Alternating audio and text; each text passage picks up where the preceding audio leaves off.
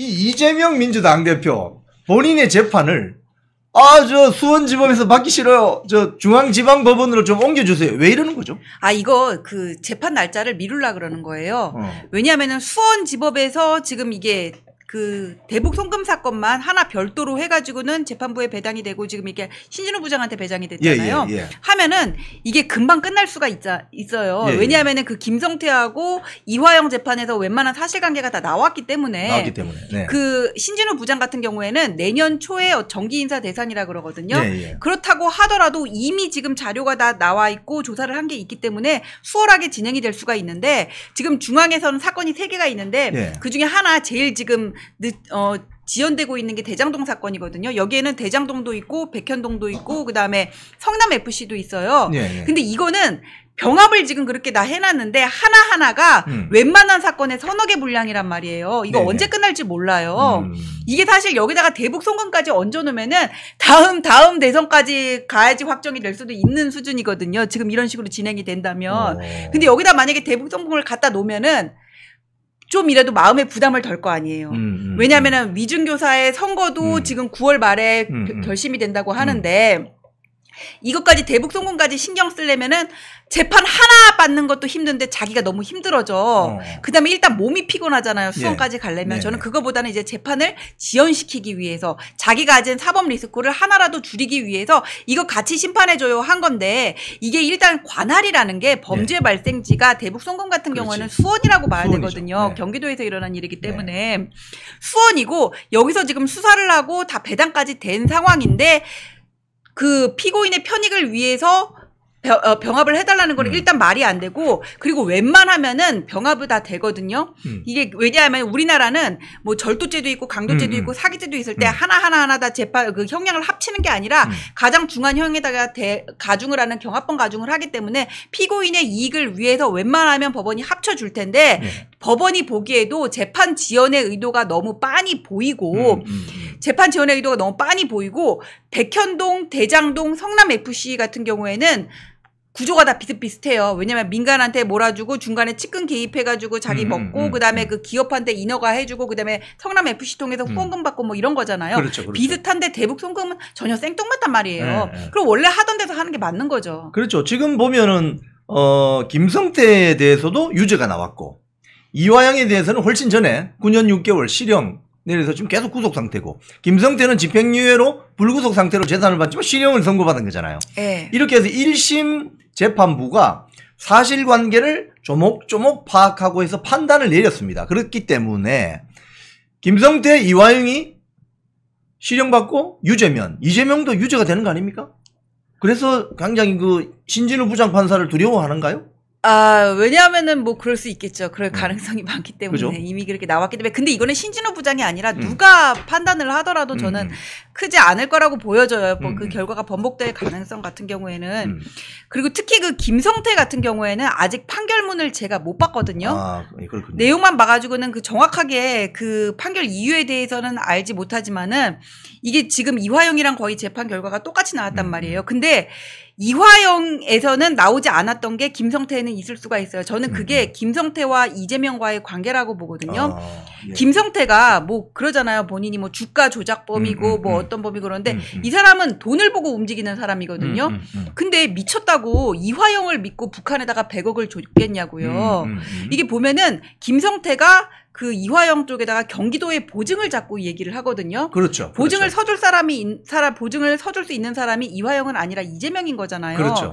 이 사람은 이재명의 뭔가를 믿고 단순히 그냥 전화 몇 번 했고 이화영의 말만 믿고가 아니라 이제까지 이재명하고 싸워 어떤 신뢰관계와 믿을 수 있는 근거가 있기 때문에 돈을 보냈을 거예요. 그렇죠. 근데 그게 동기가 아마 판결문에는 잘 설치가 돼 있을 것 같아서 저는 일단 그 부분을 보면은 이재명 지사가 당시에 그걸 알았는지 몰랐는지를 우리가 추측을 해낼 수가 있고 우리가 생각을 해낼 수가 있고 그렇다면은 제3자 뇌물수수 있잖아요. 그렇죠. 그럼 이재명이 알았다면은 제3자 뇌물수수로 엮기는 아주 쉬운 거겠죠. 그렇죠. 지금 그 김성태 관련 이제 판결문을 아직 우리 전지현 변호사님 못 보셨다고 했는데 지금 언론 보도를 보면 이 파편적으로 이렇게 나옵니다. 조금씩. 언론사는 가지고 있는 것 같아요. 핵심은 뭐냐면 대북 송금했다. 이게 인정된 거거든요. 네. 대북 송금했다. 한 30 몇 억인가? 대북 송금이 되었다. 전체 금액이 지금 한 100억이잖아요. 그 중에서 한 30억에서 한 40억 사이는 북한에 갔다. 인정이 된 거죠. 그렇다면 김성태가 뭘 보고 북한에다가 돈을 줬겠냐는 거예요. 예, 그게 핵심이에요. 뭘 믿고? 이 사람은 쉽게 하면 사업가잖아요. 예, 돈을 보냈다는 건 인정이 된 그렇죠. 거고. 돈을 보냈다 인정된 거지. 그래서 왜 보냈냐 이거지. 그래 경기도가 담보해 준 거 아니냐 이거 아닙니까 결국은. 그렇다면 도지사가 모르고 어떻게 그걸 하냐고요. 이화영이 뭐 제2인자도 아니고 경기도의 1인자는 이재명이잖아요. 당시. 그렇기 때문에 이재명이 몰랐을 리가 없다. 이렇게 되면 이재명 당시 도지사는 책임을 져야 되는 거죠. 네. 그래서 재판부 뭐 기피나 이런 것들이 벌어지는데 지금 사실 이재명 사건뿐만이 아닙니다, 여러분. 지금 종북 주사파들에 대한 재판들이 무려 6개인가 7개인가 지금 위반 사건 6건이죠. 6건 중에 뭐 제주 간첩단 사건, 희역, 기역, 희역 뭐 아세요? 창원 뭐 또 뭐 간첩단 사건 뭐 많습니다. 충북 뭐 동지의 사건 뭐 이런 것들이 있는데 저도 이제 법률 전문가는 아니기 때문에 사실 오늘 전지현 변호사님께 많이 물어보고 싶습니다. 지금 보니까 증거 조사를 동의하지 않는다 해서 재판정에서 퇴장해도 됩니까? 아니 이게 사실 옛날에 판례가 있었는데 네. 그냥 이게 필요적 변호 사건에서 변호사랑 그다음에 그 피고인이 무단 퇴정을 내버려요. 항의를 해버리고 이 경우에 증거 동의를 의지한 사안이 있었거든요. 네. 근데 지금 여기를 보면은 퇴정을 해버리고 나서 그게 안 된 것 같더라고요. 예. 그러면서 재판이 지연되면서 이러는데 이때 당시에 이거 증거조사에 동의하지 않는다면서 무단으로 퇴정한 경우에 이 재판부가 증거 동의를 의제를 했는지 어쨌는지는 지금 이 기사만 보고는 모르겠지만 이것 때문에 지금 재판이 지연되고 있다 그래요. 근데 사실 이런 거는 방어권의 남용이라 그래가지고는 예. 증거 동의를 한 것으로 그냥 인정을 해버려야 되거든요. 오케이. 근데 그때 당시에 이게 수십 년 전에 판례인데 이거에 관해서 지금 학계에서 이게 사실 너무나 어떤 재판부의 편의를 위한 그런 판례가 아니냐 해가지고는 비판하는 얘기들도 있기 때문에 이 재판부가 조심스러웠는지는 모르지만은 원래는 그냥 의제해버리는 게 저도 맞다고 생각을 하는데 지금 이것 때문에 재판이 지연되고 있다는 걸로 봐서는 재판부가 좀 조심스러운 입장을 취하고 있는 것 같아요. 예, 지금 이 사건들 보면요. 이런 거 있습니다. 민노총 침투 간첩단 사건 같은 경우에 캄보디아까지 이 종북주사 세력이 가서 북한 공작원과 접촉하죠. 그때 관련 보도를 보면 공항에서 딱 이제 캄보디아 공항이 내립니다. 내리는데 북한 공작원이 공항에 나와 있어요. 근데 서로 눈인사만 합니다. 눈인사만. 그리고 공항을 나가서 멀리 호텔에 가서 거기에서 접선을 하죠. 자, 그런데 이걸 누가 보고 있었냐? 국정원이 보고 있었던 거예요. 그래서 지금 국정원이 지금 간첩 잡는 권리가 지금 권한이 없어졌습니다, 여러분. 경찰에서 지금 하게 돼 있습니다. 간첩은 누가 잡느냐? 경찰이 잡을 수 있나? 제가 봤을 때는 굉장히 의구심이 있는데 간첩은 방첩기관이 잡는 거예요. 10년 정도 꾸준히 지켜보는 거죠. 왔다 갔다 하면서 뭐 캄보디아, 중국, 뭐 심양 뭐 왔다 갔다 하면서 여기에 딱 걸린 겁니다.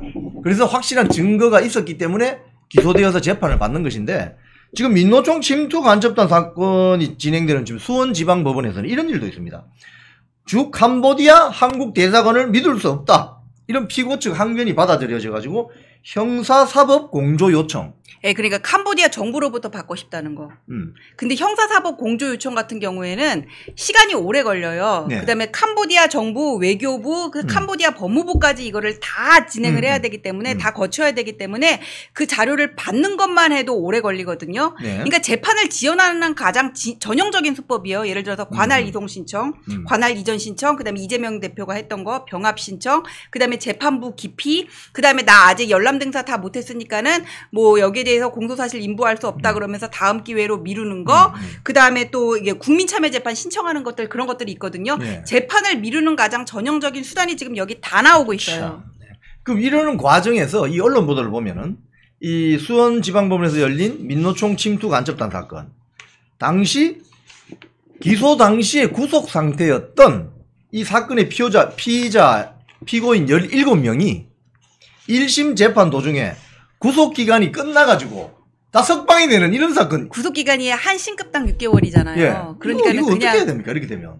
그래가지고는 이게 재판이 너무 지연되니까는 신급당 구속기간을 늘려야 되는 게 아니냐 이런 얘기가 나왔는데 일단 법적으로는 어쩔 수가 없습니다. 이렇게 재판을 계속 끌다 보면은 기간이 지나기 때문에 그냥 풀어줄 수밖에 없어요. 근데 딱 그 기간을 맞춰가지고 풀어져 버리면은 조건을 부과할 수가 없잖아요. 네. 그래서 재판부에서는 그 한 달 전쯤, 한두 달 전쯤에 미리 풀면서 조건을 부과를 해요. 뭐 누구누구랑 연락하지 마, 어디 나가지 마, 이런 것들. 지금 이 사람들은요, 이 피고인들은요, 소위 말해서 국가보안법을 위반했을 가능성이 아주 높은, 그죠? 그런 피고인들이거든요. 돌아다니면서 대한민국의 정체성을 부정하고 대한민국 체제를 어떻게 하면 뒤엎을까? 혁명하고자 하는 사람들 아닙니까? 그런데 이런 사람들에 대해서 우리 자유민주주의 체제가 인정해주는 어떤 재판을 받는 과정에서의 개인에 대한 권리, 이런 것들을 남용하고 있잖아요. 이 사람들에 대해서는.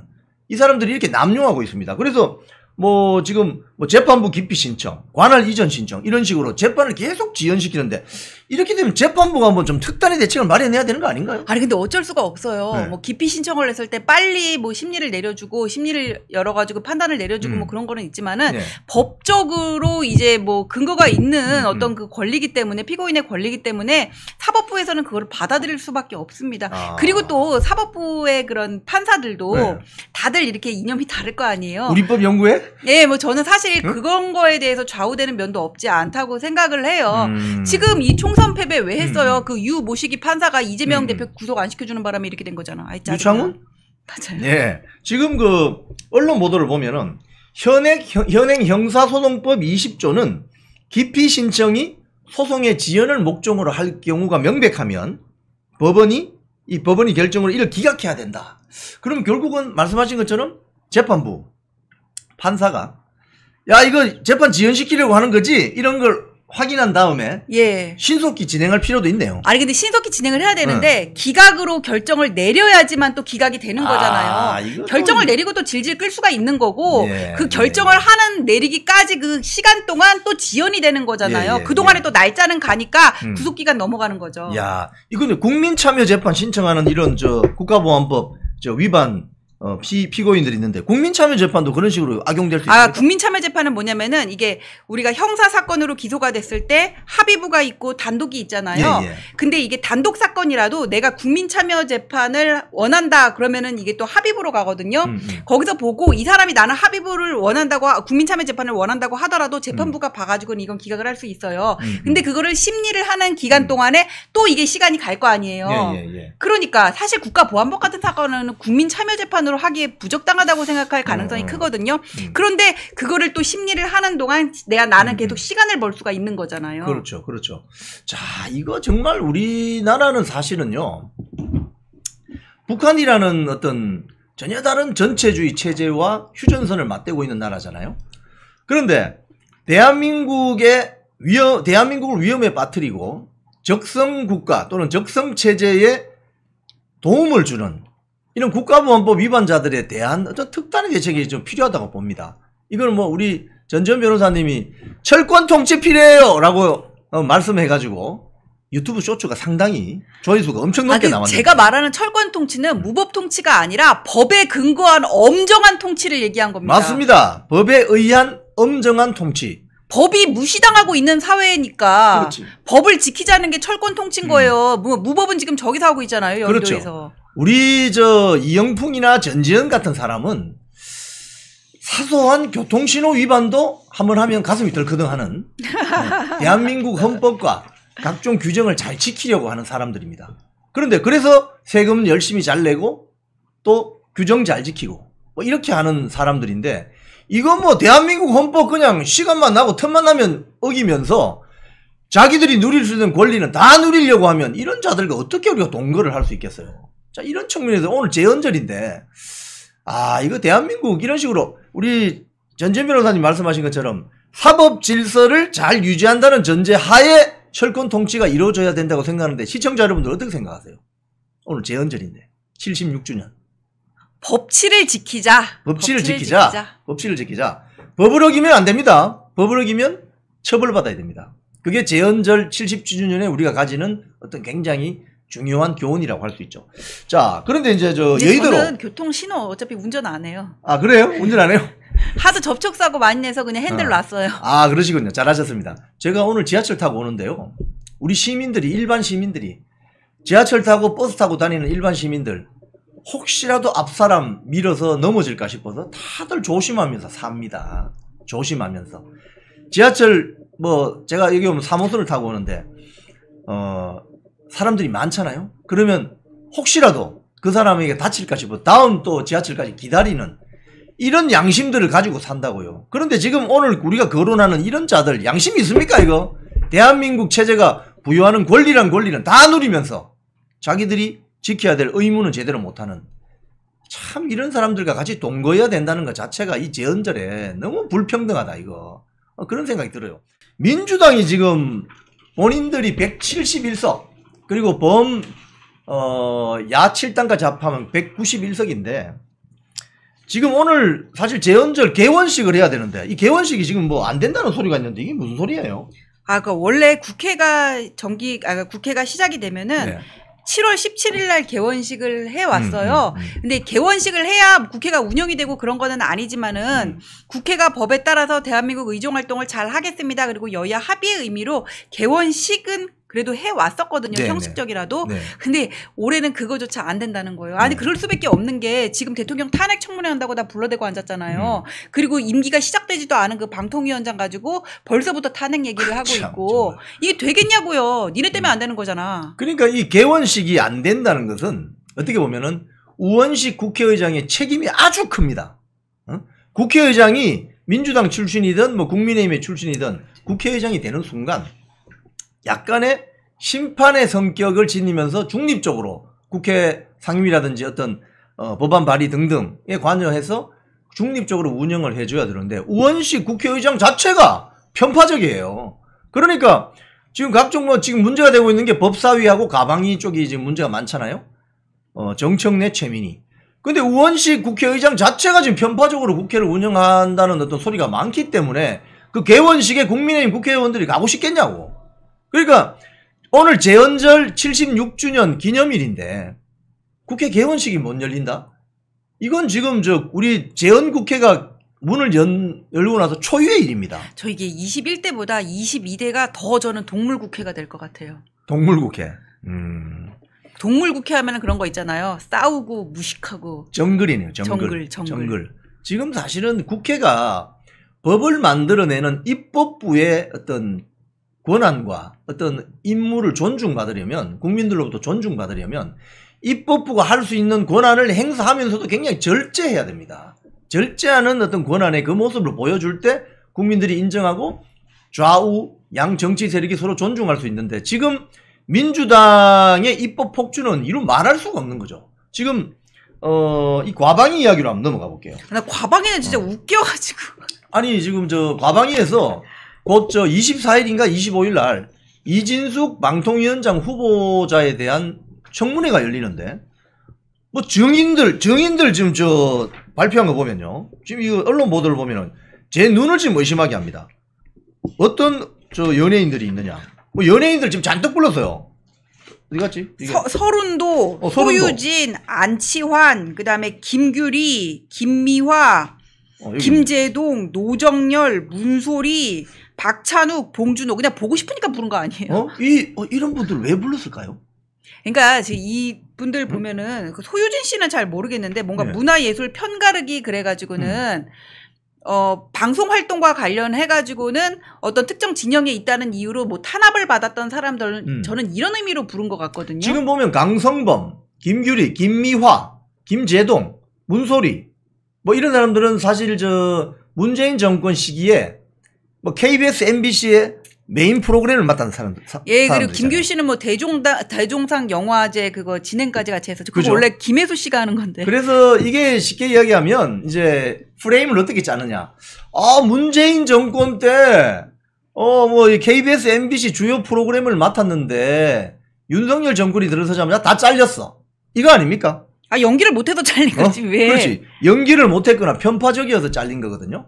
지금 사실은 프로그램 진행자 교체는 경영권의 한 부분일 수도 있습니다. 프로그램 내용에 간섭하면 가령 KBS, MBC 사장이 프로그램 내용에 직접 관여할 수는 없어요. 그건 방송법 위반입니다. 하지만 진행자를 교체하거나 이런 거는 경영권의 일종일 수도 있어요. 아, 근데 소유진 씨는 왜 들어갔어요? 소유진 씨는 왜 들어갔어요? 이거 제가 그래서 소유진 씨 보고 싶은가? 이 명단을 보면은 야 이거 진짜 이거 뭐 그날 그 이 연예인들 예능인들 보고 싶으면 국회에 가야 되겠네. 저 근데 궁금한 거 역사저널 그날 조수빈 아나운서로 교체됐잖아요. 교체하려고 하다가 못했죠. 하려고 하다가 못하고 그 프로그램이 없어졌죠. 자 여기 보면 근데 서른도시 서른도는 왜 부르는데 몰라. 노래 듣고 싶어서 불렀나? 국회 가방위에서 이거 연예인 인권 침해야 진짜. 그래 이거는 사람들이야. 이분들이 저 7월 24, 25일 날 사전 공연이 저 예정돼 있을 수도 있고 한데 이 서른도시 지금 그 노래 부르러 가셔야 되는데. 정우성 씨 같은 경우에는 좀 황당했던 게 그냥 연기만 하시는 분인 줄 알았던데 그 박근혜 대통령 그 탄핵 정국에서 어디 무대에 나가가지고 좀 오버를 하시는 거예요. 박근혜 나와 이러면서. 정우성 씨가 이제 저 투머치다. 언론에서는 좌파 연예인의 대표라고 이렇게 지적을 많이 받죠. 제가 판단한 거 아닙니다. 언론에서 그런 지적을 합니다. 정우성, 안치환, 뭐 서른도. 야 정말 이거 정말 뚜껑 열리는 거는 서른도시. 제가 서른도시 노래를 좋아해요. 왜 바쁜 서른도시를 불러가지고 4대 천왕. 이 서른도시를 왜 부르냐고. 지금 영업하셔야 되는데, 출장 가셔야 되는데. 그래서 저는 이게 이해가 안 됩니다. 왜 이렇게 부르냐 이거지. 국회에서 이 언론 보도하면 제목이 이렇습니다. 국회에서 광복절 공연합니까? 이게 기사 제목입니다. 최민희 과방위원장님 서른도시까지 왜 부르신 거지? 그러니까 윤석열 정부 들어서 얼마나 탄압을 받았는지 그걸 얘기하려고 좀 부르는 것 같아요. 그 기자님 말씀하신 것처럼. 그런데 아니 문재인 정부만큼 자기네 편 연예인들 챙겨준 데 있어요? 박근혜 때 그거 하다가 지금 문학의 블랙리스트 걸린 거잖아요. 그렇죠. 이게 박근혜 때 그거는 이게 문화 예술이 너무나 좌편향돼 있어요. 그거를 바로 잡으려고 조치한 게 문학의 블랙리스트에 지금 걸린 거거든요. 근데 이렇게 좌편향된 거 윤석열 정부에서는 어떻게 하지도 못하고 있어 지금. 지금 못하고 있어요. 지금도 못하고 있어. 근데 뭘 가지고 트집을 잡는지 모르겠어요. 지금 사실은 지금 최민희 가방위원장이나 지금 그 민주당 과방위 국회의원들 일부 언론인 출신들 이렇게 보면은 2017년 8월에 민주당의 공영방송 장악 문건 나왔을 때 뭐 비판의 목소리 한번 낸 적이 있어요? 지금 그 이진숙 방통위원장 후보자 청문회 통과시키면 안 된다고 기자회견하는 민노총 언론노조 세력. 아니 여러분들이 2017년 8월에 홍위병 완장차고 기존에 있던 이사들 사장들 다 몰아냈잖아. 스스로 공영방송의 독립성을 훼손한 자들이 지금 와서 무슨 공영방송 정상화해야 된다고 이런 이야기를 할 수 있냐고. 자격이 안 돼. 자격이. 그런 발언을 다른 사람은 할 수 있지만 여러분들은 할 수가 없다고. 스스로 공영방송을 망가뜨린 자들이 어떻게 지금 공영방송 독립성을 이야기할 수 있냐고. 또 망가뜨리기 위해 가지고는 그 김홍일 탄핵하려고 그래서 갑자기 이준숙으로 교체된 거잖아요. 박문진 이사 임명할 때 되니까. 지금 이 세력들이 원하는 건 지향하는 건 뭔지 아세요? MBC 안영준 체제가 계속 유지되기를 바라는 겁니다. 왜? 안영준은 민노총 출신이거든요. 그러니까 새 MBC 사장을 뽑으면 안 돼. 그러니까 박문진 이사를 못 뽑게 하기 위해서 이진숙 방통위원장을 탄핵시키려고 하는 거예요. 이 자들이 지금 이런 세력입니다. 어떻게 이렇게 사법 질서를 파괴하려는 세력과 우리가 동거를 할 수 있는지 정말 머리가 아픕니다. 머리가 아파. 그런데 그 최민희 과방위원장 말하는 거 보세요. 기가 찹니다 정말. 자 그런데 이 또 법사위는 또 뭐 단독으로 국민의힘 의원들 다 퇴장했는데 단독으로 대통령 비서실장 정진석 이원석 검찰총장 증인으로 채택하게 하겠다고 하는데 이게 왜 증인으로 부르는 거죠? 그러니까 대통령 탄핵이니까 비서실장은 당연히 들어가는 거고 이원석 같은 경우에는 그건 제가 정확하게 모르겠어요. 이원석 같은 경우는 아니 이원석 이 검찰총장 정진석 대통령 비서실장을 왜 부르는 거야? 근데 이게 보면은 비서실장은 부를 수 있죠. 그런데 지금 국민의힘 유상범 의원 말은 이렇습니다. 법사위에서 대통령 탄핵 심판안을 심사하는 것은 우리 헌법상 국회의원 절반이 법안을 발의해야 된다. 그리고 추진해야 되는데 법사위 단독으로 심사를 한다. 이거는 위헌적이다. 이런 어떤 평가를 하고 있거든요. 네, 그거 맞아요. 그리고 일단 이원석 같은 경우에는 제 느낌으로는 어떤 여사 사건과 관련해 가지고는 대통령실에 개입이 있었냐 이 부분을 추궁하기 위한 게 아닌가 싶거든요. 그렇군요. 지금 이거 지금 말씀하신 거는 뭐냐면은 이 탄핵안 같은 경우에는 일단 국회에서 2분의 1 이상이 발의를 해야 되는 거잖아요. 그렇죠. 발의를 하고 그다음에 본회의의 의결로 법사위에 회부를 해서 심사를 하게 하는 게 원칙인데 지금 이게 편법으로 사이드 쳤어요. 이게 어떻게 보면은 일단 청원을 받은 다음에 그게 뭐 30일 동안에 5만 명이 넘으면은 소관 상임위에 바로 회부된다. 그 규정으로 지금 이게 편법으로 악용을 하고 있는데 탄핵이라는 거는 정말 예외적인 파면 제도거든요. 그렇죠. 그렇기 때문에 엄중하게 법에 정한 절차에 따라서 시행을 해야 됨에도 불구하고 이런 식으로 사이드 치는 거는 위법이고 또 하나는 뭐냐면은 탄핵 사유 중에 최상병 있고 뭐 여사 사건 있고 그다음에 무슨 강제징용 관련해서 맡고 있다는 거 있잖아요. 근데 세 가지가 다 지금 재판 중에 있거나 수사 중에 있거든요. 그렇지. 그것도 그 강제징용 그 배상금 맞는 것도 미쓰비시 중공업에서 지금 재항고해가지고 대법원에 계류 중인 거예요. 근데 이런 거는 청원법에 따라서 접수를 하면 안 돼요. 근데 접수를 한 거야. 다른 탄핵 사유랑 묶어가지고. 그렇기 때문에 이거는 무효거든요. 이거는. 그러니까 이런 식으로 청문회도 나갈 필요가 없는 거예요. 근데 저는 왜 이 사람들이 과반으로 발의를 못 하느냐. 왜냐하면은 지들이 나쁜 머리로 보기에도 이게 말도 안 되거든. 탄핵 사유가. 그러니까 쪽팔린 거야. 괜히 그런데 발의를 했다가 노무현 대통령 때처럼 역풍이 불까봐 우려가 되는 거지. 그러니까 이렇게 청원으로 사이드 치는데 그 청원 있잖아요. 탄핵 청원. 그걸 제일 먼저 올린 사람이 무슨 민중당 소속인 거 아세요? 서울시 의회에 나와 있었고 촛불행동 관계자였고. 권오혁. 예. 그리고 윤석열 대통령 임기 시작하기 전부터 퇴진운동했던 놈이야. 이 권오혁이란 자는 여러분 국가보안법 포함해서 전과 5범입니다. 촛불행동 대표인데 윤석열 대통령 취임하기 전부터 윤석열 탄핵해야 된다고 아스팔트에 나오잖아요. 그리고 무슨 지가 장희빈도 아니고 윤석열, 김건희 그다음에 한동훈 얼굴 이렇게 갖다 놓고 막 활쏘기도 했어. 아 맞아. 활쏘기도 했지. 맞아. 그 장희빈이야. 장희빈 이년왕후에 그런 거 옛날에 나왔다가 장희빈이 죽어라 하면서 이년왕후. 이런 자들입니다. 이런 자들이 윤석열 대통령 취임하기 전부터 탄핵해야 된다고 주장을 했고 지금 사실 지난 13일 토요일 날 광화문에서 그 집회 열렸거든요. 거기에 가세한 세력이 또 있습니다. 민중연대라는 어떤 그 소속된 단체인데 그게 지금 거부권 행동이라는 뭐 이름을 또 바꿔서 나왔는데 거기 대표가 김재하라는 사람이다. 김재하라는 사람인데 철도기관사 출신이고 민노총 부산본부위원장 했고 민중연대 무슨 상임 대표인가 했는데 그 사람들 보면 인터뷰 내용들 보면 대표적인 종북주사파예요. 지금 그러니까 대한민국 체제를 부정하고 대한민국이 뒤엎어지기를 바라는 종북주사파 세력들이 곳곳에서 암약하면서 윤석열 정권 탄핵하려고 하는 겁니다. 탄핵 국민청원 내용 중에 보면 제일 황당한 내용이 윤석열 정권이 전쟁 위기를 조장했다고 해요. 그 확성기 틀어가지고 전쟁 위기 조장했다고? 그게 우리 책임이에요? 아니 그 오물풍선 보내는 애들한테 좀 그런 소리 좀 해봐. 전쟁 위기 조장했다고. 전쟁 위기를 윤석열 정권이 조장했다고? 아니 오물풍선이 내려오니까 그런 거지. 그리고 지금 북한하고 러시아하고 밀착돼 있잖아. 자칫 잘못하면 북한 휴전선 인근에서 뭐 군사 분쟁이 나면은 러시아 전폭기가 지금 한반도 상공에 뜰 지경이라고 지금. 그런데 무슨 전쟁 위기를 대한민국 정부 윤석열 정권이 조장하냐고. 이런 말도 안 되는 지금 이야기들로 아이템으로 탄핵 소추를 발의하라고 하니 이거 대응하기는 이거 받아들일 수가 없는 거 아니겠습니까? 그래서 지금 대통령실에서 윤석열 대통령 탄핵 청문회에 나갈 수 없다. 이거 위헌이다. 불법적이다. 이렇게 지금 대통령실이 나오는 거예요. 근데 그랬더니 그때 제가 아마 지난주 금요일이었을 거예요. 오전에 그러니까 용산 쪽에 갈 일이 있었거든요. 근데 같이 일했던 직원들을 봤는데 저기 서문에 민주당 국회의원들 몰려와 있다는 거예요. 그날이 네네. 이거였어. 가가지고는 받아라 그러면서 뭐. 참이 말도 안 되는. 성달문. 지금 대통령실 입장은 이겁니다. 위헌적이고 불법적인 탄핵 청문회에는 응할 수 없다. 이번 탄핵 청원이 헌법 제65조에 규정된 사유에 부합하지 않는다. 이겁니다. 그래서 나갈 수 없다. 이렇게 되니까 무슨 국회 개원식이 되겠냐고.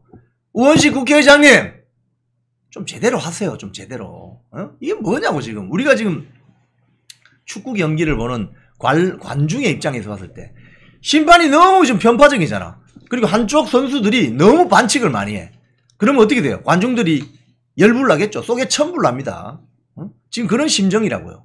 자, 이런데 정작 민주당 같은 경우는 지금 전당대회 열리고 있는 거 아세요? 민주당?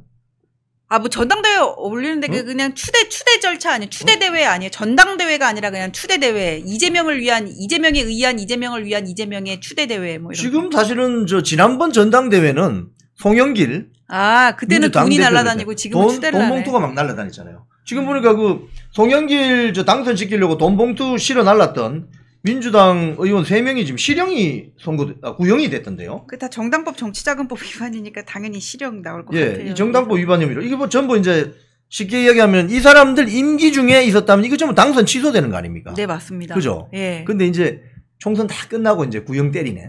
임기 다 채우고. 자, 이런 민주당. 그러니까 당대표를 뽑을 때, 지난번에 당대표 뽑을 때, 송영길을 당대표로 뽑을 때, 돈 봉투가 막 날아다니는 이런 전당대회를 했던 민주당이 지금은 너무나도 조용합니다. 왜 이렇죠? 왜 이렇게 조용한 거죠? 우리 전지현 변호사님 말씀하신 것처럼 이미 당대표가 정해져 있는 것 같아요. 이미 정해져 있고 그다음에 김두관 씨가 지금 나왔잖아요, 후보로. 제가 볼 때는 그게 제 개인적인 판단이면 좀 관종 같아. 그러면서 이분은 이제 친문 세력이랑 가깝잖아요. 그렇죠. 그러면서 친문이죠. 민주당 어떤 정통 지지층에 호소를 해가지고는 표를 땡겨보고자 뭐 종부세 폐지 반대, 금투세 폐지 반대 뭐 이런 얘기를 하고 있거든요. 하고 있는데 저는 너무나 그 이재명 1인 체제가 확고화된 데에서 관심을 별로 못 받고는 있지만 이 사람은 이제 하여튼 자기 존재감을 드러내기 위해서 나와서 열일을 하고 있는데 별로 보이지는 않는다. 지금 만약에 지금 이런 식으로 민주당 전당대회 가면 지금 사실 저는 지금 우리 그 기성 언론 있잖아요. 뭐 조중동, 뭐 한겨레 경향, 뭐 한국일보 할 것 없이 뭐 연합뉴스까지 뭐 종편들까지 국민의힘 전당대회를 연락이 까잖아요.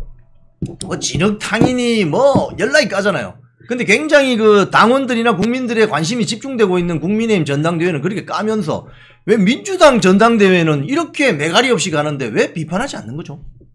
왜 그럴까요? 아니 언론은 되게 뭐 이렇게 이런 말을 하잖아요. 섹시한 야마를 잡는 거를 좋아하잖아. 눈에 확 띄는 거, 임팩트 있는 거. 근데 지금 국민의힘에서 오고 가는 말들은 되게 기사화하기 좋고 관심을 끄는 것들이 많은데 여기는 그냥 친명 그냥 맨날 하는 소리 똑같이 하니까 재미가 없어서 그런 것 같아요. 이건 뭐 민주당에 민주가 없는 겁니다. 원래 시청자 여러분 자유민주주의 체제는요. 전체주의에 비해서 원래 시끄럽습니다. 자유민주주의 체제는. 왜? 언론 자유가 있으니까. 그래서 많은 의혹을 제기하고 어떤 선출을 할 때, 선출직 지도자를 뽑을 때 후보 검증을 하는 절차가 있는 거예요. 그래서 시끄러운 거예요. 그게 자연스럽고 좋은 겁니다. 그런데 이 지금 기성 언론이 국민의힘 전당대회는 뭐 온갖 걸로 이렇게 막 기스를 내고 소위 말해서 언론개용으로 조져대지만 민주당 전당대회 너무 재미없어 이거 좀 재미있게 할 수 없나? 지금 그 김두관 쪽에서 이런 이야기를 해요. 아니 당원들이 투표를 해야 되는데 후보자의 연설도 못 듣고 지금 투표하기 시작했다. 이 이야기가 있거든요. 무슨 소리냐. 인천광역시 권리당원들은 7월 20일 오후 4시부터 시작하는 연설회를 듣기도 전에 19일부터 20일 오후 6시까지 투표를 해야 된다는 거예요. 그래서 이재명, 김두관의 연설을 듣기도 전에 투표해야 돼요. 그럼 어떻게 판단하냐고. 이건 너무 불공정한 거 아닙니까? 이재명 당대표 만들려고. 참 이해가 안 되는 거네. 이거 이런 식으로 근데 정견 발표 들어도 어차피 결과 똑같으니까 그런 거 아니에요? 그런가요? 이미 정해져 있구만. 들을 필요도 어차피 없어. 대표는 이재명이네. 나는 그 사회주의에서 막 들어보면 딱 박수 치고 다 누구를 뭐 대표로 선출합니다. 딱딱딱딱 박수 치고 그냥 다 보이게 공개 투표하잖아. 나 그거 같아. 아니 전체주의 체제는 이거 빨간 딱지 있잖아요. 공산당원증. 빨간 거 들고 있다가 자 100% 투표 참가했습니다. 동무들 박수 치라오! 박수 치라오! 하고 딱 그거 같아. 자 그다음에 홍길동을 당대표로 선출했습니다. 이러면은 전부 무표정이에요. 표정이 없어요. 그리고 빨간 당원증을 이게 들죠. 이게 전체주의 국가입니다. 전체주의 국가 여러분. 전체주의 국가 그 전당대회 할 때 보셨어요? 표정이 없어 사람들이. 표정이 전혀 없어. 그러면서 이게 드는 건 거수기. 이게 전체주의 국가입니다. 지금 민주당에 민주가 없고 거의 전체주의 이재명 사당화되어 있는 것 같아요. 근데 이재명 당대표 후보가 만약에 당선이 되었는데 10월 달에 구속이 되거나 당선 취소가 내려지면 어떻게 되죠? 10월 달에 이제 당선 취소는 안 되고 왜냐면 확정이 안 되니까. 네. 근데 그때 법정 구속이 나올 수는 있다고 저는 검찰은 아마 그런 식으로 구형을 할 거예요. 몇 년 징역 해가지고는. 근데 사실상 뭐 시키겠어요. 근데 예를 들자면 1심 선고가 났는데 네. 당선 취소 선고가 나올 수도 있잖아요. 네, 그럴 수 있어요. 근데 이제 그게 이제 3심까지 대법원까지 가야 되지만 네네. 그게 가려면 내년 상반기는 돼야 되겠죠. 네네. 그러면 1심에서 만약에 당선 취소형에 해당되는 공직선거법 100만 원 이상 벌금이 나왔다.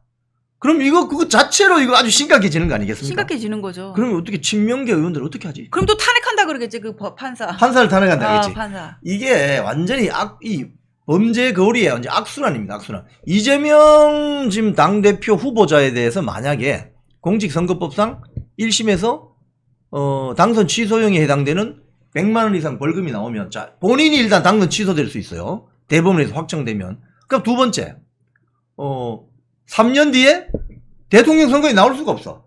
피선거권이 제한되잖아요. 그 다음에 국고보조금 지난 총선 때 국고보조금 받은 430. 민주당이 토해내야 되잖아. 그럼 당사 팔아야 된다고. 어떻게 할 거야? 지금 민주당 당원들 좀 생각해 보라고.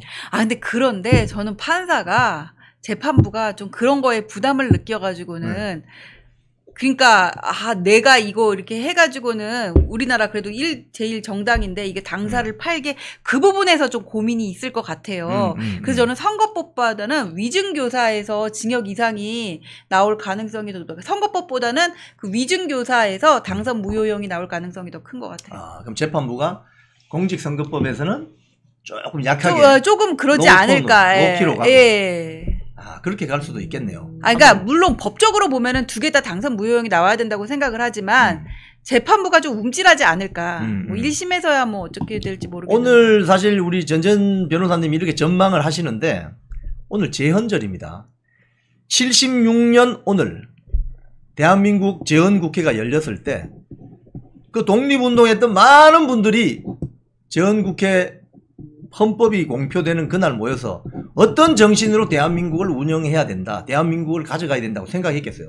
지금 이 관련 재판부 오늘 제헌절 76주년 기념일입니다. 잘 판단해 주시기 바랍니다. 대한민국이 인민민주주의로 가느냐 자유민주주의로 가느냐 이건 재판부의 그 결기와 살아있는 어떤 사법질서 수호라는 정신이 살아있어야 되는 겁니다. 저기 새우깡님이 천막당사 얘기하셨어요. 당사 팔아도 천막당사가 된다는 컨테이너 당사도 할 수 있어요. 천막장 당사도 좋지요. 김성태 판결문 이야기가 굉장히 많이 나오고 있습니다. 물론 판결 자체는 며칠 전에 수일 전에 이제 판결이 이루어졌지만 선고 공판이 이루어졌지만 판결문은 며칠 후에 나오잖아요. 네, 이제 판결문이 나오고 각 신문들이 중앙일보가 단독으로 내기 시작하고 동아일보가 뒤따라가면서 판결문과 관련된 이야기들이 쭉 나오고 있습니다. 눈길을 끌었던 건 중앙일보 제목보다 동아일보 제목이에요. 판결문 속에 이재명이 몇 회나 들어가 있나. 예전에 기자 생활할 때는요, 다 셌어요. 원고지에서. 막 셌어요. 하나, 둘, 셋, 넷. 막, 근데 지금은, 저기잖아요. 아래 한글로 딱 해갖고. 키워드 검색해갖고 몇 회가 다 나오잖아요. 어쨌든 이재명이 48회 방북이라는 말이 150회가 언급되었다. 이렇게 동아일보는 제목을 달았네요.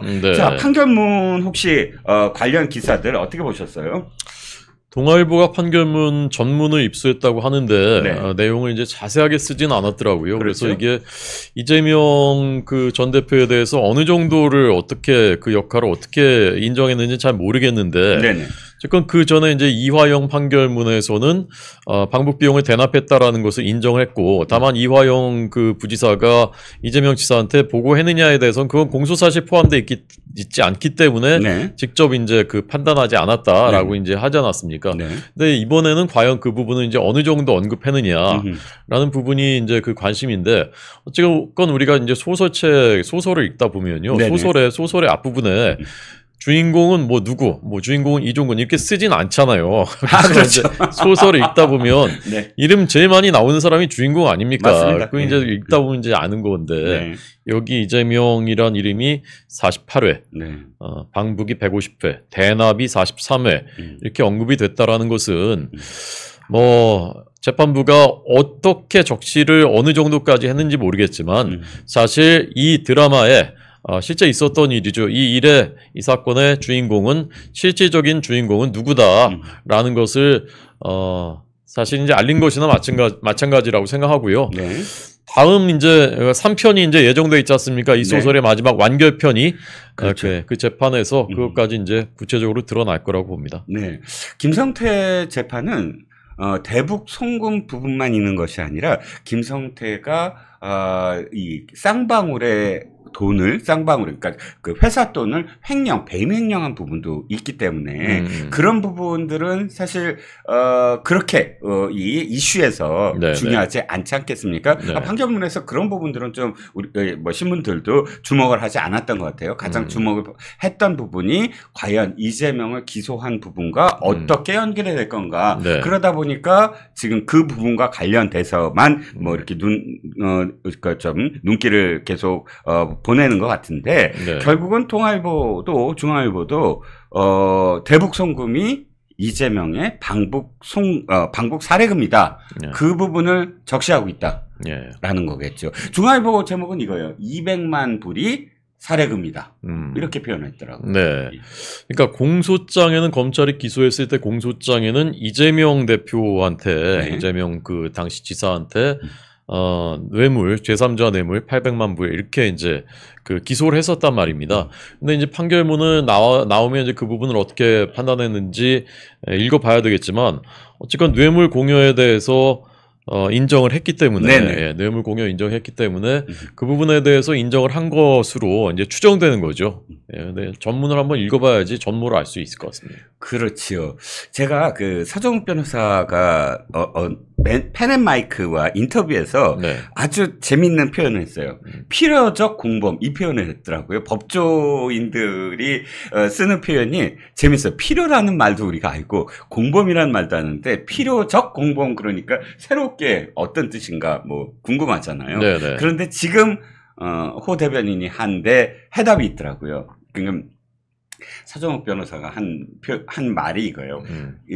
똑같은 200만 달러가 인정이 됐는데 이화영보다 지금 이 김성태의 판결문에 200만 달러가 대북 사례금이다라는 게 중요한 게 그러니까 이재명 재판 앞으로 벌어질 재판에 결정적으로 영향을 미칠 수 있다. 이화영의 200만 달러라는 적시보다 이유는 바로 필요적 공범이다. 이렇게 설명을 하더라고요. 어렵잖아요. 근데 사실 생각해봤더니 되게 쉬운 공여.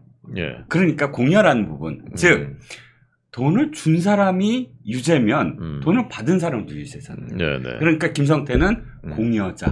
그러니까 돈을 준 사람.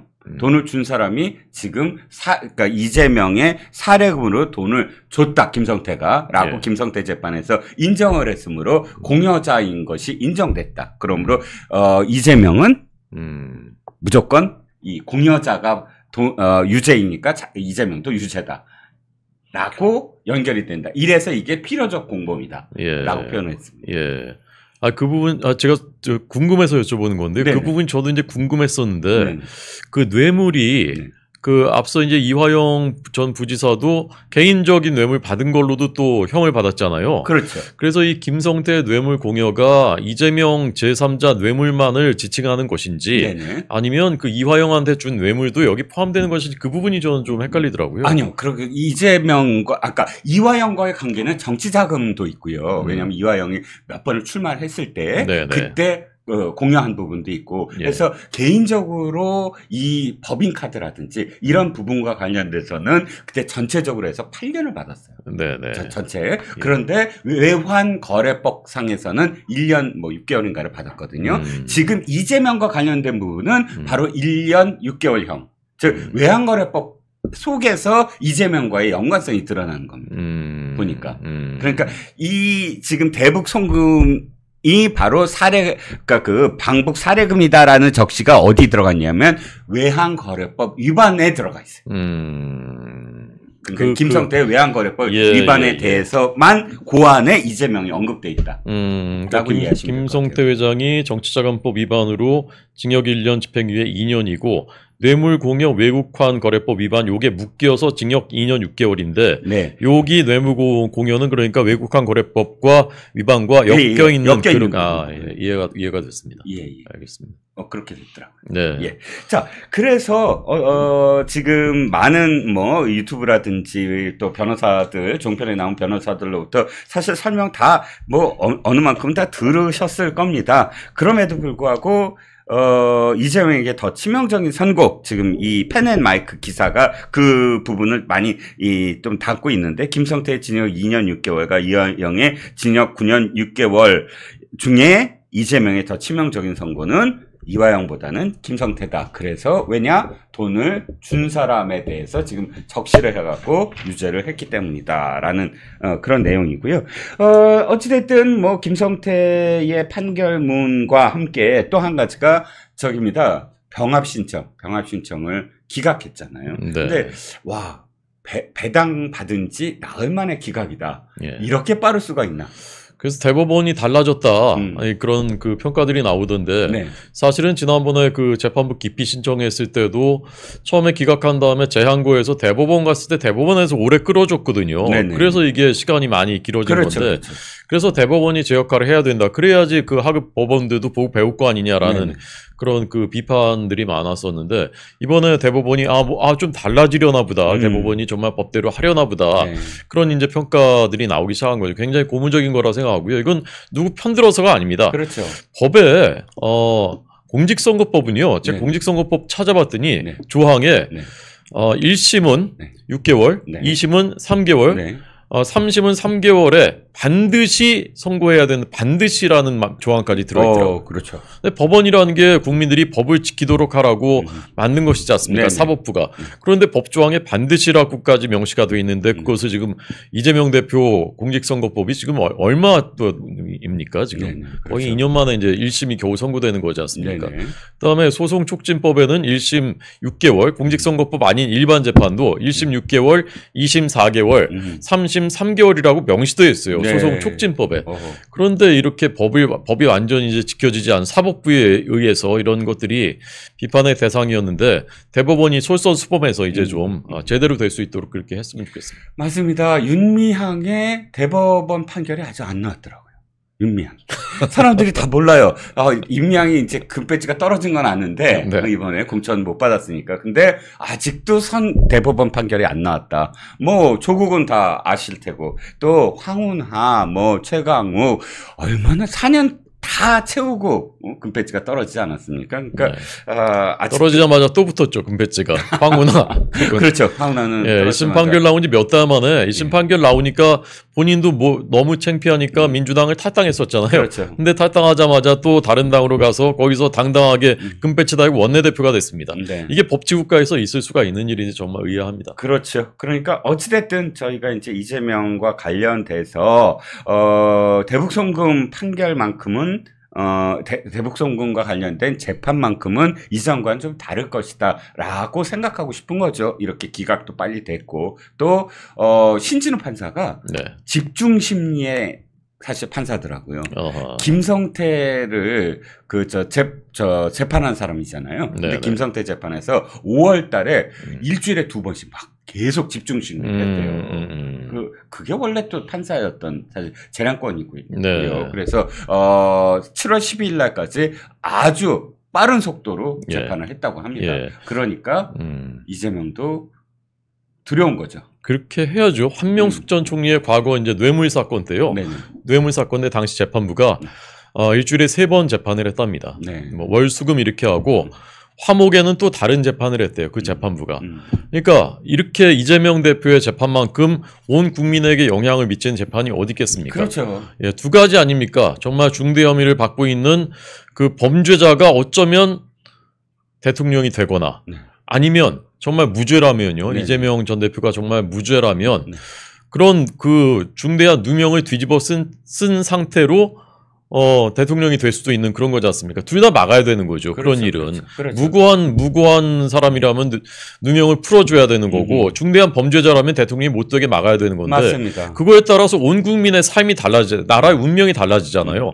근데 이렇게 중요한 재판이라면 자부가 밤을 새서라도 당연히 법대로 해야 되는 것 아닙니까? 기간 내에 그렇죠. 맞춰서. 맞습니다. 근데 지금은 뭐, 아무 급한 것도 느껴지지도 않고 국민들은 답답한데 그냥 이렇게 마냥 늘어지고 이렇게 하면 안 되는 거죠. 이재명이라는 정치인이 만약에 상식적인 사람이고 정상적인 사고를 가진 사람이라면 저는 이렇게 말해야 된다고 봐요. 나는 정말 억울하다. 그러니까 빨리 재판을 해달라. 네. 네. 내가 정치인으로서 그런 것들을 다 털어내고 싶다. 그리고 제대로 정치를 하고 싶다. 예. 이렇게 일주일에 서너 번씩 여러 가지로 재판을 받으면서 내가 당대표로서 역할을 못하지 않느냐. 제대로. 네, 네. 그러니까 내가 정말 열심히 재판받을 테니까 빨리 예. 끝내다오. 예. 이게 정상적인 저 같아도요. 제가 뭐 어떤 누명을 쓰고 있다면 네. 그리고 검찰에 의해서 억울하게 이렇게 당하고 있다면 빨리 재판해가지고 나의 누명을 벗겨달라고 요구해야 되는 게 정상적인 사람의 사고 아닙니까? 그렇죠. 근데 늘어뜨리고 하면서 예. 정치를 계속 함께 병행하겠다? 이것도 말이 안 되고 또 저는 결정적으로 이거예요. 내가 사법 리스크에 방탄은 변호사가 하면 된다. 안 그래요? 변호사가 그거 하라고 어마어마한 돈을 주는 사람들 아닌가요? 방탄의 전사들은 변호사라고요. 네, 근데 왜 국회의원들이 나서냐고요. 그러니까 저는 대표니까 이렇게 얘기할 거예요. 이제 사법 리스크는 다 변호사가 한다. 알아서 내가 사적으로 할 테니까 우리 당은 민생 법안 내라. 내 사법 리스크 법사위 여당한테 주고 민생 법안 경제를 살리는데 하면 집권할 수 있다 우리가. 이게 맞는 거 아닌가요? 그러면 공이고 사는 사잖아요. 지지율이 엄청나게 올라갔겠죠. 그렇죠. 민주당 지지율도 오르고 이재명 대표 지지율도 오르고. 그렇죠. 이제 이재명과 관련된 이미지가 확 바뀔 거예요. 네. 그런데 우리는 그걸 기대할 수도 없겠죠. 그렇죠. 정상적인 사람이 아니니까요. 네, 사람은 원래 이제 생긴 대로 살게 돼 있다고 하지 않습니까? 그렇죠. 꼭 나쁜 의미가 아니라 그럼요. 본인의 본질을 그대로 이제 자기의 행동과 그걸 통해서 이제 드러내 보이면서 우리 모두가 살게 되는 법이고, 그렇죠. 결국 그 결과에 따라서 또 자기 운명이 결정되고요. 저는 그렇게 믿습니다. 그렇습니다. 김성태 판결문에 이제 그 이재명이라는 이름이 48회가 나온 이유에 대해서 손준석 대변인과 이야기를 나눠봤습니다. 와, 저는 장관 청문회를 이틀을 하는 것도 처음 보고 또 장관 청문회에 이렇게나 많은 연예인들을 이렇게 부른 것도 처음입니다. 아티스트라고 요즘 부르나요? 어찌됐든 연예인들 감독, 영화 감독 유명한 사람 많네. 개그맨도 있고 또 영화 배우도 있고. 그런데 이진숙 방통위원장 청문회에 이렇게까지 그 연예인들을 부르는 이유가 뭔가요? 그러니까 이진숙 그 후보가 네. 누구는 좌파고 누구는 우파다 연예인들을 그렇게 이제 갈라 세우는 발언을 했다. 네. 그래서 이제 그런 그 인식이 잘못됐다는 것을 입증하기 위해서 연예인들 불러서 그거를 이제 증언을 들어보겠다. 이제 그런 얘기인데 속내는 어떻게든 이 청문회를 국민적인 이제 관심을 끌어모으고 그중에 아마 제가 보기에는 대부분 안 나오시겠죠. 거기에 있는 거명된 그 유명한 그 감독님들, 연예인들 이런 분들 많은데 안 나오시겠지만 만약에 한 명이라도 나온다면은 나와서 뭔가 이제 자신들한테 유리한 증언을 하거나 그런 그 발언을 한다면 그거 자체가 이제 큰 이슈가 될 것이고 그렇게 해서 어떻게든 이 문제를 좀 이슈화 시켜보겠다. 그런 의도가 아니겠나 싶은데 한마디로 굿판을 벌이겠다. 네, 그렇습니다. 그렇죠. 예. 자, 그런데 일단 한번 좀 이렇게 분리해 보자고요. 이진숙이라는 방송인 내지는 언론인이 이 연예인이나 혹은 어떤 특정 대상들을 이 사람은 사상적으로나 혹은 활동을 보니까 좌파야 우파야라고 하는 것이 그게 어떤 결정적으로 방통위원장의 하자가 될 수 있나요? 그건 사실 대부분의 국민들이 알고 있는 거 아닙니까? 그렇죠. 이를테면 저는 개인적으로 영화 하나만 얘기를 할게요. 우리가 코로나19 시대에 우리나라의 영화 하나가 굉장히 부각이 된 적이 있어요. 감기라는 영화였어요. 전 못 봤었습니다. 몰랐는데 감기가 갑자기 소개가 되는 거예요. 왜 소개가 되냐면 바이러스가 전파돼서 어떠한 공포가 지금 사회에 만연되는가를 이렇게 쭉 제대로 영화를 보여줬다, 스토리가. 그래서 극찬을 받고 다시 막 리바이벌되고 하더라고요. 뭐 영화는 그런 스토리입니다. 그러니까 어떤 바이러스 하나가 이제 저 코로나19처럼 우리나라에 와갖고 또 누가 그걸 전파했대더라, 뭐 동남아의 뭐 외국 뭐 임이었나 어쨌든 노동자였나 이런 식으로 해서 뭐 전파가 되기 시작해갖고 순식간에 분당이라는 분당이라는 공간을 전부 다 확산이 됐고, 그러니까 정부가 분당을 완전히 봉쇄를 하고 자, 여기까지는 그렇다 쳐요. 근데 제가 보다가 그냥 방심하고 우리나라 참 좋은 영화라고 YTN에서 소개했었어요. 그 당시에 코로나19에서 굉장히 지금 부각이 되고 있다. 봤어요. 그게 그냥 끄덕끄덕하고 막 이렇게 비말이라고 그러죠. 침이 쫙 날아가는 모습이 아주 리얼하게 그려져 있더군요. 그래서 좋았어요. 그런데 마지막에 한 대목에서 갑자기 정말 피가 쫙 솟더라고요. 어떤 대목이냐면 자, 분당을 완전히 군과 경찰이 다 봉쇄를 한 거예요. 더 못 나오게. 그러니까 상하이랑 똑같죠. 상하이나 중국에서 광저우나 뭐 이런 완전히 봉쇄를 했잖아요. 봉쇄했어요. 그런데 그 다음에 전투기가 등장해서 학살을 하기 시작하는 거예요. 분당 전체 뭐 공선운동장에 다 모아놓고 몇만 명을. 그런데 그 이유가 뭐냐면은 주한미군 사령관이야. 평시 작전권이 우리한테 있으므로 우리나라 대통령은 반대를 하는데 주한미군 사령관이 자신의 작전권을 동원을 해서 전투기 폭격기로 분당 시민들을 학살한다. 이렇게 방향이 가더라고요. 매우 불편한 그런 이른바 예술 작품들이 많죠. 오늘 신문에는 디즈니에서 지금 나온 OTT에서 나온 삼식이라는 시리즈 거기 있는데, 거기에는 경제개발 5개년 계획이 민주당 장면 정권에서 만든 것이다, 이렇게 묘사를 하고 있다고 합니다. 뭐 가정 영화죠. 그래서 뭐 예술 창작의 영역이다라고 이제 해명을 한다고 하는데 그 역사를 다른 건 다 이제 그 당시 역사를 떠올리게 하는데 아주 결정적인 핵심적인 그 팩트만 이렇게 왜곡한다면 그건 사실 역사 왜곡이지 않습니까? 많은 사람들에게 역사를 왜곡되게 하게 하는 것이고요. 그래서 이런 사례들이 너무나 많은데, 이런 거에 대해서는 다 이제 눈을 감고 그러고 있다가 무슨 운동권 얘기 이런 거 나오면은 엄청나게 또 막 비난합니다. 지난번에 블랙핑크 지수 나왔던 드라마 제목은 기억 안 나는데 운동권 뭐 조금 뭐 하는 거 있다고 그때도 막 벌떼같이 들고 일어났어요. 이번에 넷플릭스에 지금 1등하고 있는 돌풍이라는 거, 그것도 이제 운동권에 대한 뭐 약간 비난이랄까, 비판 같은 걸 담고 있는 그런 메시지가 있지 않습니까? 그렇죠.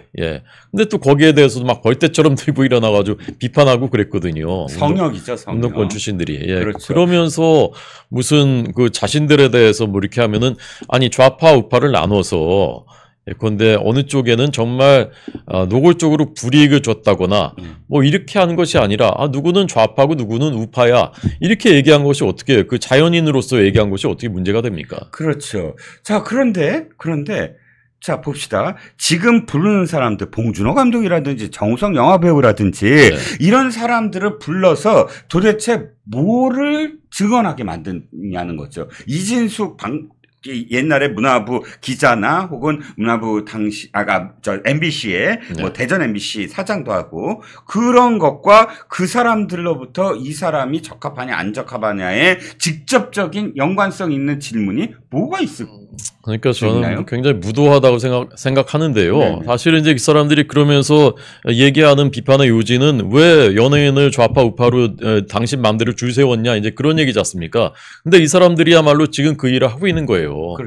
지금 이렇게 해서 청문회 증인으로 부르고 기사가 얼마나 많이 났습니까? 그렇죠. 그럼 국민들이 박찬욱, 봉준호 감독은 좌파였네? 이렇게 지금 낙인을 찍게 만드는 거지 않습니까? 한가름을 하는 거죠. 거기에 이제 뭐 우파라고 이제 지목됐었던 분은 서른도 씨가 있더라고요. 저는 처음 알았어요, 사실. 서른도 씨가 우파로 분류됐었나? 근데 이렇게 해서 갈라 세우는 거예요. 다 낙인 찍는 거예요, 지금. 이게 자기들이 그런 일을 하고 있으면서 그걸 비판하기 위해서 증인 연예인은 채택을 한다.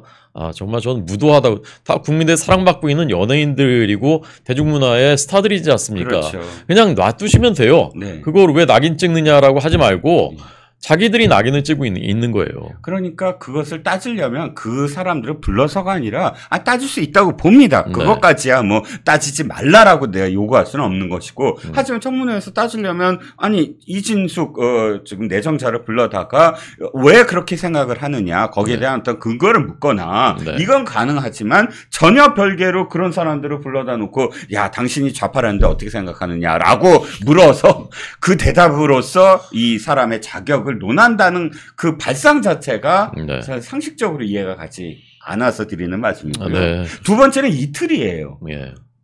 지금까지 뭐 장관 후보자 청문회를 이틀 한 적이 없다면서요. 그러니까 이진숙 후보자를 총리급으로 생각하시나 봐요. 민주당에서. 예, 지금까지 해왔었던 원칙과 관례에서 어긋나게 되면 누구나 의심을 합니다. 어떤 의도가 있나? 라는 것이 이제 그 인지상정이지 않습니까? 그렇죠. 근데 장관 후보자는 다 하루씩을 했었고, 총리 후보자는 이틀씩을 하던 건데, 이진숙 방통위원장 후보자만 이틀을 하겠다라고 일방적으로 정하고, 방통위원장을 왜 자꾸 새로 뽑게 됩니까? 탄핵한다고 하니까 고육지책으로 하는 거지 않습니까? 그렇죠. 탄핵이란 것은 헌법과 법률에 중대한 위반이 있을 때 직무수행에 있어서 할 수 있는 건데 그냥 막무가내로 탄핵한다고 하니까 할 수 없이 방통위원장 바꿔서 방송행정이 굴러갈 수 있게 만드는 거잖아요. 고육지책으로. 그렇죠. 그런데 그거를 청문회를 또 어떻게든 임명 방해하려고 청문회를 이틀을 하고 증인은 몇십 명을 부르고 뭐 이런 그 유명한 분들 다 부르겠다라고 하는 게 이게 정말 그 제1야당이 책임 있는 제1야당이 해서는 할 수 있는 일입니까? 그렇습니다. 지금 뭐 이진숙 내정자는 이렇게 이념적인 측면에 편가름을 했다라는 식으로 이제 몰아가기도 하고 또 2인 체제, 3인 체제 또 얘기가 나올 텐데 참 기가 막힌 건 이겁니다. 문재인 때 보니까 2019년도인가요? 3인 체제가 있었던 적이 있더라고요. 근데 자기네들도 3인 체제가 지금 맞는지에 대해서 좀 걱정이 되니까 그때도 4군데 로펌에 물어봤더라고요. 자문을 구한 거죠. 이게 3인 체제가 문제가 있느냐 했더니 똑같이 이번에 5월 달인가에 고법에서 2인 체제가 문제가 없다.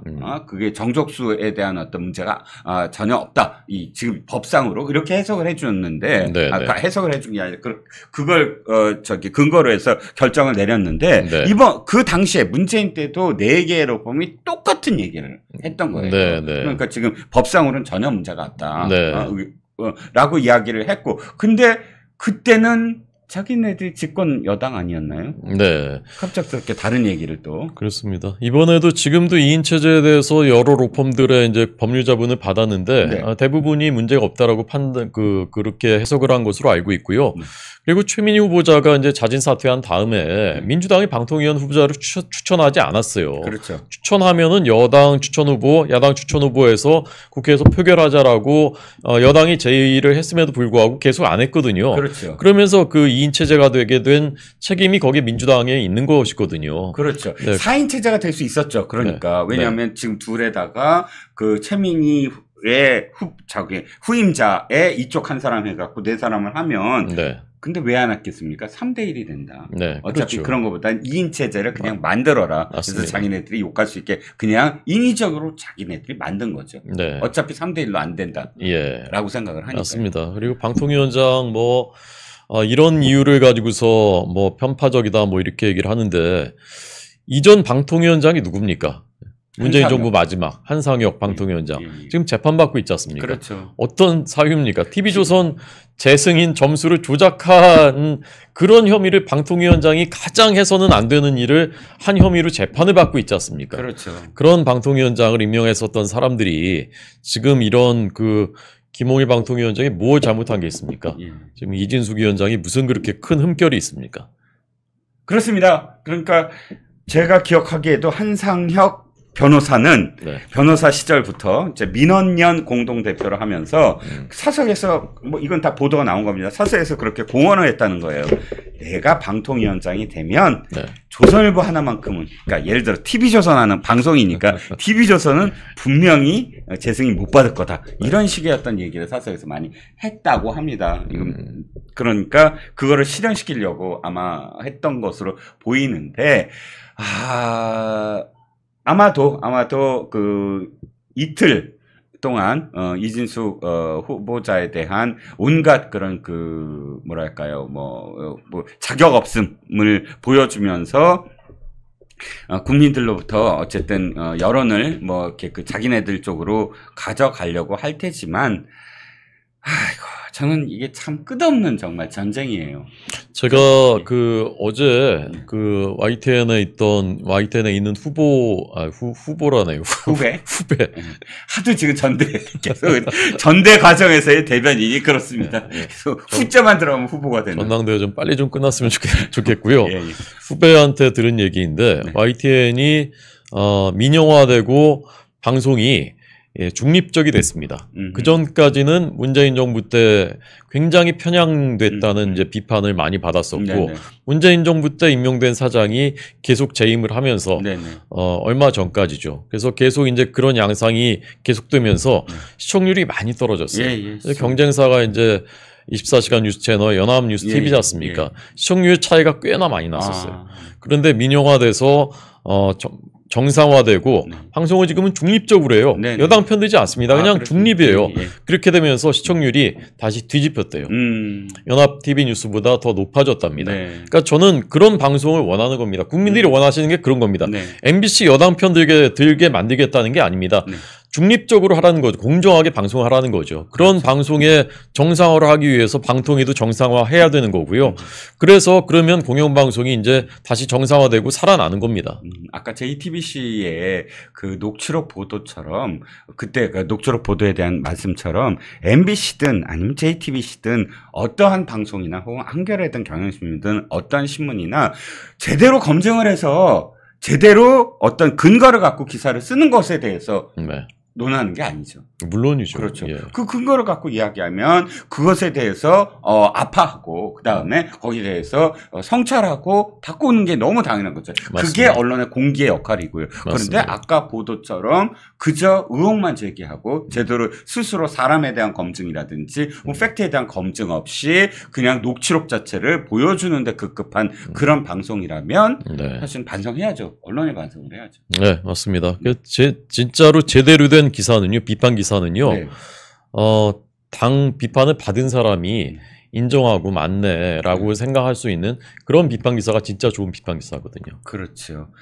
그래서 그런 세상이 될 수 있도록 사실 이준숙 그 방통위원장 내정자도 노력을 해야만 하는 것이고, 또 이 정부가 요구하는 것도 그런 것을 언론에 요구했으면 하는 바람입니다. 한시보드에서 이번에 2+1 특별 이벤트를 한다고 합니다. 이 제품은 건강기능식품으로 면역력. 전화번호 가리고 있네요.